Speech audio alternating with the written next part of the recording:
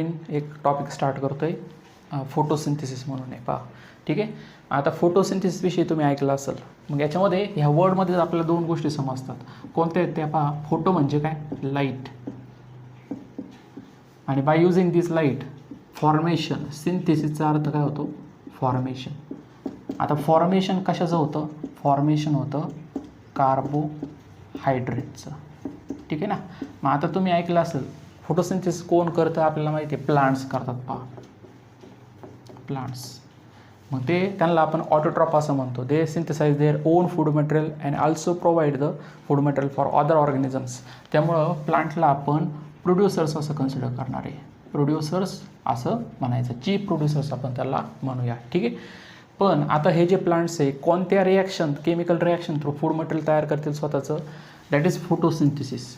म्हणजे by using sunlight or light ते carbohydrate form करतात.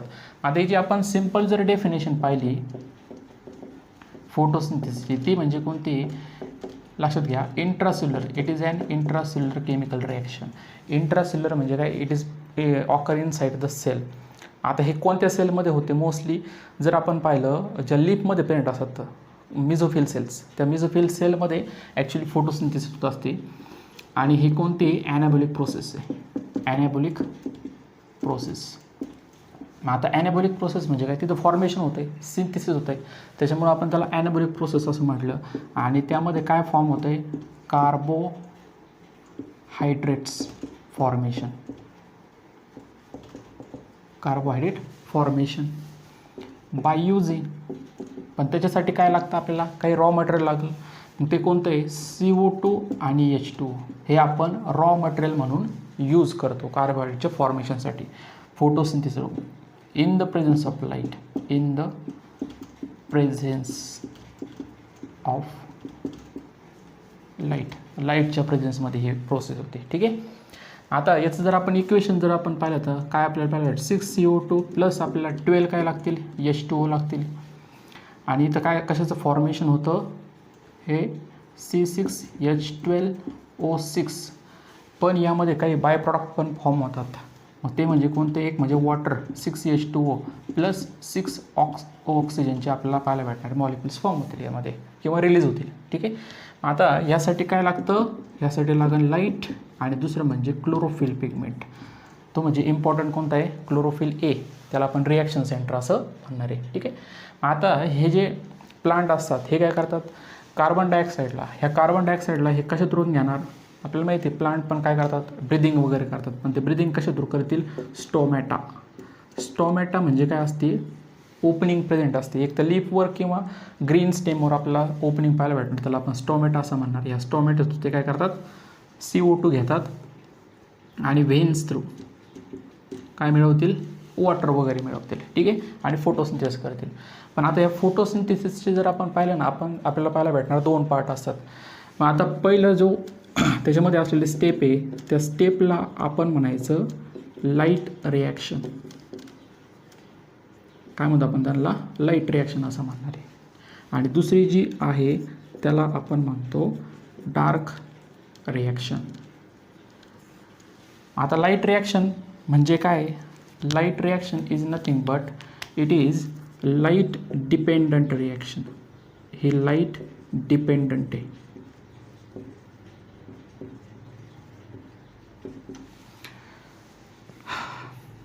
लाईट डिपेंडंट आपल्याला रिॲक्शन पाहायला भेटणार आहे.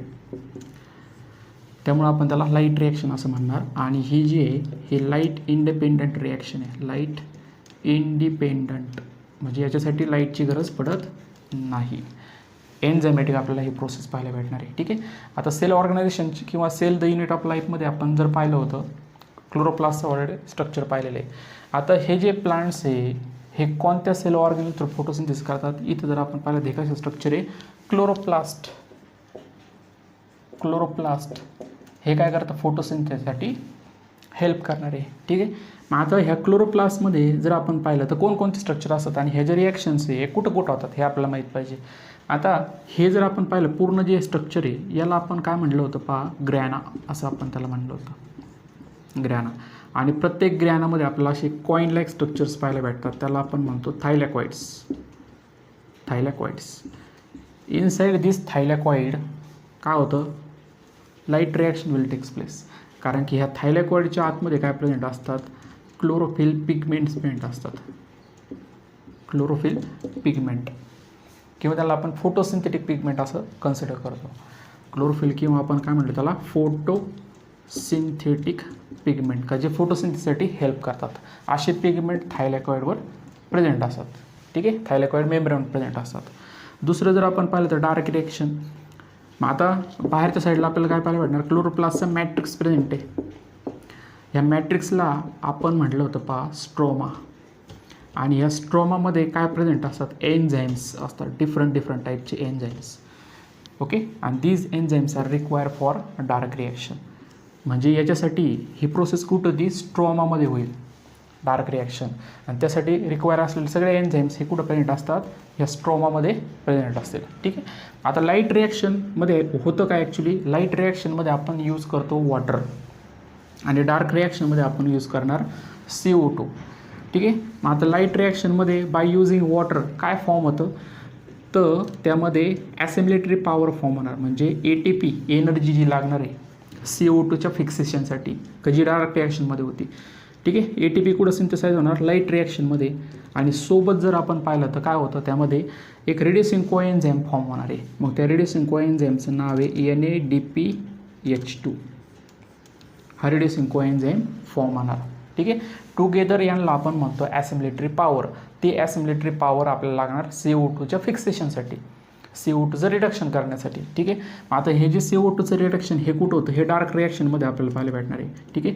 इथं काय होतं मग CO2 फिक्सेशन होणार आहे, CO2 फिक्सेशन. आणि CO2 फिक्सेशन होऊन काय फॉर्म होतं, कार्बोहायड्रेट किंवा आपण म्हणूया ग्लुकोज तयार होईल. ठीक आहे. म्हणजे आपल्याला लाईट रिॲक्शनमध्ये ATP आणि NADPH2 भेटतात, ॲसिमिलेटरी पॉवर. आणि ती ॲसिमिलेटरी पॉवर आपण डार्क रिॲक्शनमध्ये यूज करतो CO2 फिक्सेशन किंवा CO2चं रिडक्शन करण्यासाठी. म्हणजे वॉटर ह्याच्यामध्ये आपल्याला माहिती आहे हायड्रोजन प्लेंट आहे, ऑक्सिजन प्लेंट आहे. याच्यामधला हायड्रोजन बाहेर पडतो म्हटल्यानंतर याचं ऑक्सिडेशन होतं आहे ना. हायड्रोजन हा डायरेक्टली CO2मध्ये जातो का, नाही. हा हायड्रोजन NADPमध्ये जाणार अगोदर आणि नंतर CO2मध्ये जाणार आहे. ठीक आहे. म्हणजे हा जो काय आहे, हा काय सुटेबल ऑक्सिडायझेबल एजंट आहे का तो CO2चं फिक्सेशन करतो, पण डायरेक्टली करत नाही. हा कशा थ्रू करणार, ह्या रिड्युसिंग कोएन्झाइम थ्रू रिडक्शन करणार CO2चं डार्क रिॲक्शनमध्ये. आणि फायनली काय फॉर्म होतं, कार्बोहायड्रेट किंवा ग्लुकोज फॉर्म होतं. ठीक आहे. आता आपण पाहूया कोणकोणते फोटोसिंथेटिक पिगमेंट हे थायलॅकॉइड मेम्ब्रेनवर प्रेझेंट असतात. हायर प्लांटमध्ये जे प्रेझेंट असतात त्यांना आपण म्हणतो पहा क्लोरोफिल पिगमेंट्स. Chlorophyll pigment. आता हे जे क्लोरोफिल पिगमेंट आहे, ह्या क्लोरोफिल पिगमेंटमध्ये जर आपण पाहिलं तर ॲक्च्युली 2 पार्टपासून क्लोरोफिल पिगमेंट्स फॉर्म झालेले असतात. मग याचे 2 पार्ट कोणते असतात ह्या क्लोरोफिल पिगमेंटचे. मग पहिला जो आपण पाहतो का त्याच्यामध्ये एक हेड तयार झालेलं असतं, एक हेड प्रेझेंट आहे. आणि दुसरं जर आपण पाहिलं तर काय प्रेझेंट आहे, टेल प्रेझेंट असतं. आता हे जे हेड आहे किंवा त्याला आपण न्यूक्लियस असं पण म्हणू शकतो.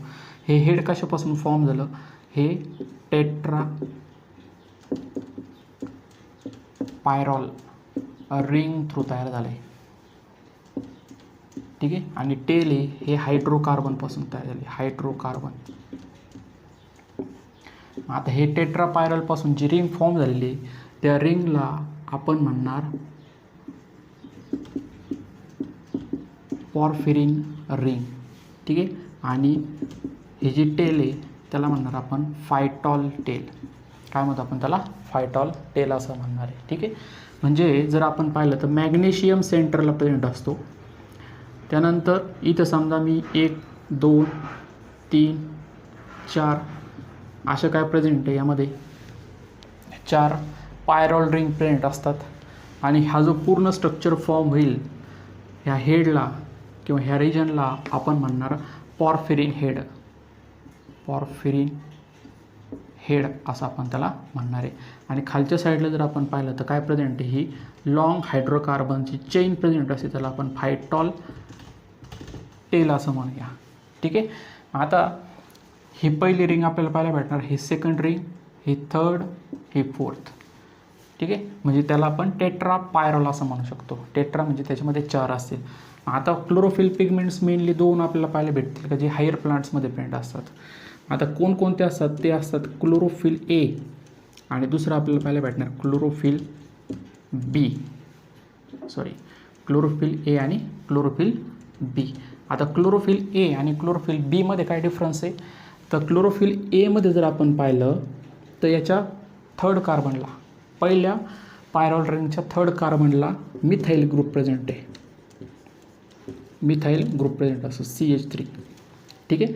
आणि क्लोरोफिल बीमध्ये जर आपण पाहिलं तर त्याच्या फर्स्ट पायरॉल रिंगमध्ये थर्ड कार्बनला जर आपण पाहिलं तर अल्डिहाइड ग्रुप प्रेझेंट आहे.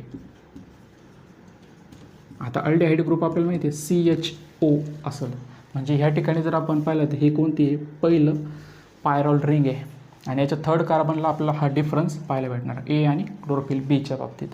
आता यामध्ये लक्षात ठेवायचं सगळ्यात इम्पॉर्टंट जर आपण पाहिलं तर क्लोरोफिल ए असतो.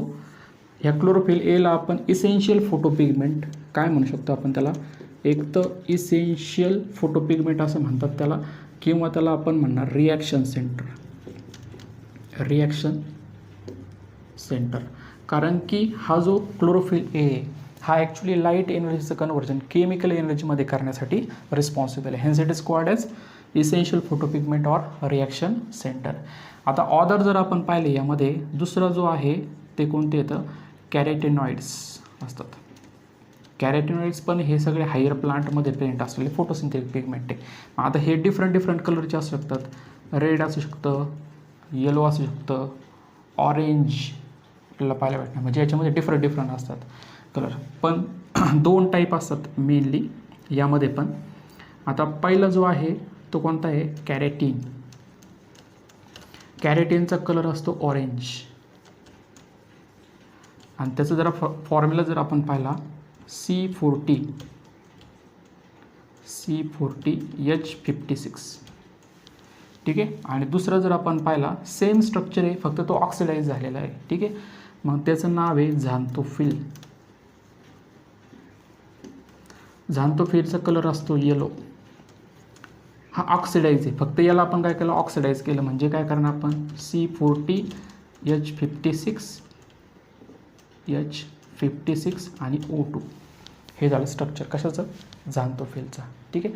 ऑदर पण आपल्याला पिगमेंट पाहायला भेटणार पण त्या याच्यासाठी महत्त्वाचे नाही. हायर प्लांट्स आपण फोटोसिंथेसिस पाहतोय. ठीक आहे. फायकोबिलिन नावाचा अजून एक फोटोसिंथेटिक पिगमेंट आपल्याला पाहायला भेटणार आहे. तिसरा एक असतो पहा फायकोबिलिन. मग हा कुठं प्रेझेंट आहे हा हायर प्लांटमध्ये प्रेझेंट नसतो. हा एक तर बॅक्टेरिया म्हणजे ब्लू ग्रीन अल्गी सायनोबॅक्टेरिया त्याला आपण म्हणतो. बॅक्टेरियामध्ये ब्लू ग्रीन अल्गी किंवा सायनोबॅक्टेरिया अँड रेड अल्गी यामध्ये प्रेझेंट आहे. याचे परत दोन टाईप पडतात फायकोबिलिनचे. मग ते कोणते असतात एक म्हणजे फायकोसायनिन. हा ब्लू कलरचा आहे पिगमेंट फोटोसिंथेटिक पिगमेंट. आणि दुसरा जर आपण पाहिला तर फायकोइरिथ्रिन नावाचा एक आहे. आता हा जो फायकोइरिथ्रिन आहे हा ॲक्च्युली रेड कलरचा आहे. रेड अल्गीमध्ये आपला हा पाहायला भेटणार आहे. ठीक आहे. This is all about the photosynthetic pigment. यानंतर आपण नेचर ऑफ लाईट थोडंसं आपण पाहूया आणि त्याच्यानंतर काही अर्ली एक्सपेरिमेंट झाले का आपल्याला माहिती आहे CO2 आणि H2 हे दोन काय आहेत त्याच्यामध्ये रॉ मटेरियल आहे. पण जो ऑक्सिजन रिमूव्ह होतो ॲक्च्युली कशामधून रिमूव्ह होतो CO2 का H2 मधून रिमूव्ह होतो है ना. ते स्टडी करण्यासाठी दोन एक्सपेरिमेंट आपण ह्या चॅप्टरमध्ये लर्न करणार आहे.